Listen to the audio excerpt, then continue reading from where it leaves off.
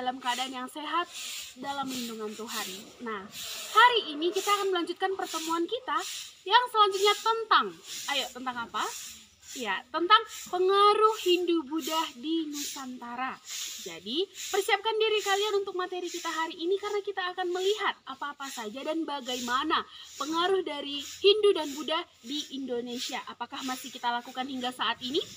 Mari kita simak video pembelajaran kita saat ini. Tetap semangat dan salam SFD. Mulai dengan Kerajaan Kutai dan Kerajaan Tarumanegara. Nah, yang pertama adalah Kerajaan Kutai. Kerajaan Kutai tidak terlepas dari sosok raja, yaitu Mulawarman. Nah, ini dia Kerajaan Kutai yang berupa kerajaan Hindu-Buddha yang pertama kali di Indonesia. Nah, diperkirakan terletak di daerah Muara Makam di Kalimantan Timur. Nah, sumber sejarah yang dapat menjelaskan Kerajaan Kutai adalah prasasti yang disebut sebagai Yupa. Nah, ini dia aksara Yupa. Yupa adalah peninggalan berupa batu tertulis. Yupa ini dikeluarkan pada masa pemerintahan Raja Mulawarman yang ditulis dengan huruf Pallava dan bahasa Sanskerta. Nah, kehidupan politik dari Kerajaan Kutai itu sendiri. Nah, dalam prasasti Yupa dijelaskan bahwa raja terbesar Kerajaan Kutai adalah Mulawarman. Sementara Aswawarman adalah putra kandung dari Kundungga. Dalam kehidupan sosial telah terjalin hubungan yang harmonis antara Raja Mulawarman dengan kaum Brahmana atau kaum pendeta. Nah, dalam Yupa juga dijelaskan bahwa Raja Mulawarman memberi sedekah 200.000 ekor sapi kepada kaum Brahmana di tanah suci bernama Waprakeswara. Nah, itulah disebut kenapa Raja Mulawarman dianggap sebagai raja yang terbesar, karena dia telah memberi sedekah sebanyak 200.000 ekor sapi kepada kaum Brahmana atau kaum pendeta.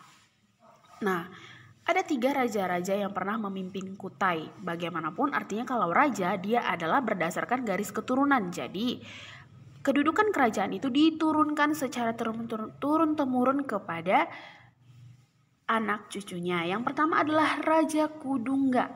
Raja pertama yang berkuasa di Kerajaan Kutai. Kudungga pada awalnya adalah kepala suku. Dengan masuknya agama Hindu, ia mengangkat dirinya menjadi raja dan membentuk kerajaan. Yang kedua ada Raja Aswawarman. Nah, raja pertama Kerajaan Kutai yang bercorak Hindu, artinya Raja Kudungga itu bukan raja yang sudah bercorak Hindu. Jadi raja pertama yang sudah menganut corak Hindu itu adalah Raja Aswawarman. Ia merupakan pendiri dinasti Kerajaan Kutai sehingga diberi gelar Wangsakerta. Nah, yang ketiga itu ada Raja Mulawarman, merupakan anak dari Aswawarman dan cucu dari Kudungga. Nah, Mulawarman adalah raja terbesar dari Kerajaan Kutai. Wilayah kekuasaannya hampir meliputi seluruh daerah Kalimantan. Nah, tiga ini adalah raja-raja yang pernah memimpin daerah Kutai. Nah, kehidupan sosial ekonomi dari Kerajaan Kutai sendiri, yang pertama ada perdagangan.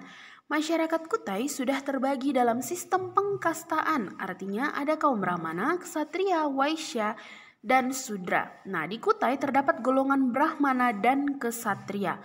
Bidang pertanian merupakan pencarian utama masyarakat Kutai.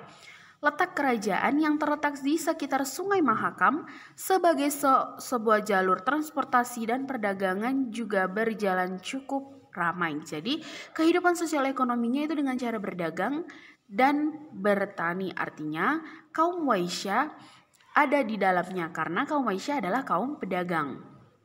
Nah, kalau dalam kehidupan budayanya, kehidupan budaya di Kerajaan Kutai itu sudah cukup maju.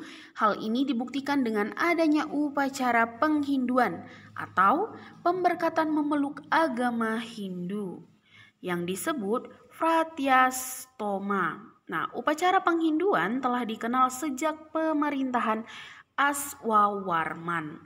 Nah, setelah Kerajaan Kutai, ada Kerajaan Tarumanegara. Kerajaan Tarumanegara ini berada di lembah Sungai Citarum, Bogor, Jawa Barat. Kerajaan ini pertama kali dibangun oleh Raja Diraja Guru Jaya Singwarman. Nah, bisa dilihat dari peta yang sudah ada tampil di layar kalian.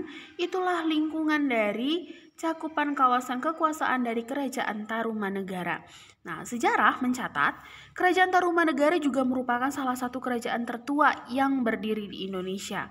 Kerajaan ini diperkirakan berdiri pada abad ke-4 Masehi.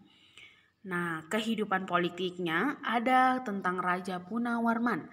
Raja Punawarman adalah raja ketiga yang memiliki kekuasaan yang besar, sangat berpengaruh, dan memiliki banyak sekali kebijaksanaan. Punawarman dilambangkan sebagai Dewa Wisnu. Nah, Kerajaan Tarumanegara sebelum Punawarman ini memiliki 12 raja, yaitu Jayasingawarman, Dharmawarman, Punawarman. Nah, Punawarman ini raja ketiga. Wisnuwarman, Indrawarman, Candrawarman, Suryawarman, Kertawarman, Sudarwarman, Hariwangsawarman, Ngajawarman, dan Linggawarman. Nah, kehidupan sosial dan ekonomi dari Kerajaan Tarumanegara itu yang pertama perdagangan. Sama seperti Kutai, Tarumanegara juga kehidupan ekonominya adalah salah satunya berdagang. Nah, kehidupan ekonomi Tarumanegara ini didasarkan pada pertanian. Menurut catatan Fahyen, kehidupan mereka meliputi pertanian, peternakan, perburuan binatang, dan perdagangan. Nah, komoditas yang diperjualbelikan antara lain cula badak, perak, dan kulit penyu. Nah, kehidupan budaya dari Kerajaan Tarumanegara ini, masuknya agama dan kebudayaan Hindu sangat mempengaruhi kehidupan Tarumanegara. Pengaruh itu berupa sistem dewa-dewi, bahasa, sastra, mitologi, dan upacara. Nah, berita mengenai keberadaan Kerajaan Tarumanegara bisa ditemukan di luar negeri dalam buku yang berjudul Fakauci. Nah, adapun prasasti-prasasti dari Kerajaan Tarumanegara, yang pertama Prasasti Ciaretun. Prasasti ini menggunakan huruf Palawa dan bahasa Sansekerta yang terdiri dari 4 baris dan sepasang telapak kaki dari Raja Punawarman. Cap telapak kaki raja ini pada Prasasti Ciaretun mempunyai 2 arti. Yang pertama, cap telapak kaki melambangkan kekuasaan raja atas daerah tersebut. Yang kedua, cap telapak kaki melambangkan kekuasaan dan eksistensi seorang penguasa, sekaligus penghormatan kepada para dewa. Nah, kalau tadi ada Prasasti Ciaretun, yang ini adalah Prasasti Jambu. Nah, Prasasti Jambu ini ditemukan di Bukit Kolengkak, sekitar 30 km sebelah barat Bogor. Prasasti ini menggunakan huruf Palawa dan bahasa Sansekerta, serta terdapat gambar telapak kaki yang isinya memuji Raja Mulawarman. Nah, yang ketiga ada Prasasti Kebun Kopi. Prasasti ini ditemukan di Pasir Gintung, Kecamatan Nanggung, sebelah barat Kota Bogor. Prasasti ini juga menggunakan huruf Palawa dan bahasa Sansekerta, serta terdapat sepasang telapak kaki. Prasasti Kebun Kopi ini berisikan tentang keberhasilan dari Raja Punawarman dalam menaklukkan musuh-musuhnya dan memberi kesenangan serta perlindungan bagi yang tunduk kepadanya. Nah, selain dari prasasti-prasasti tadi, ada pula prasasti lain di Tarumanegara seperti Prasasti Muara Cianten, Prasasti Pasir Awi, Prasasti Cidanghia, dan Prasasti Tugu. Baiklah, sekian materi pembelajaran kita hari ini. Jangan lupa, lengkapi catatannya dan dikerjakan tugasnya. Itu yang paling penting, jangan sampai lupa. Nah, dari pengaruh Hindu dan Buddha, artinya ada budaya baru yang masuk ke Indonesia. Lalu, sebagai seorang siswa, apa yang kamu lakukan jika ada budaya yang masuk ke Indonesia? Silahkan tuliskan refleksi kamu di buku tulismu masing-masing dan diserahkan bersamaan dengan tugas yang akan Ibu berikan. Jangan lupa selamat mengerjakan dan salam SFD.